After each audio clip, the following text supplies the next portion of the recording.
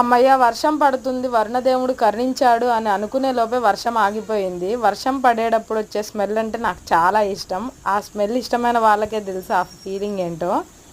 పాత రోజుల్లో రైతులు ఆకాశం వైపు చూస్తూ వరుణదేవుడి కోసం ఎదురు చూసేవాళ్ళు, వర్షం ఎప్పుడు పడుద్దా అని చెప్పి. ఇప్పుడు రైతులు మాత్రమే కాదు, అందరూ ఎదురు చూస్తున్నారు. నార్త్ ఇండియాలో వరదలు వచ్చి అన్నీ కొట్టుకుపోతున్నాయి. మన విజయవాడలో మాత్రం ఈరోజు కొంచెం 4 చినుకులు పడ్డాయి. మా లోటస్ పాండ్లో ఫిషెస్ ఏం చేస్తున్నాయో చూద్దాం. ఈ రాకెట్ లాగా అటు ఇటు దూసుకెళ్ళిపోతున్నాయి. ఇంక ఇప్పుడైతే టీ పెట్టేసుకోవాలి. టీ తాగేసిన తర్వాత ఒక టాస్క్, ఇప్పుడు గ్రైండర్ వేయాలి. నేను దోశ పిండి, ఇడ్లీ పిండి రెండు ఒకేసారి ప్రిపేర్ చేసేసుకుంటాను.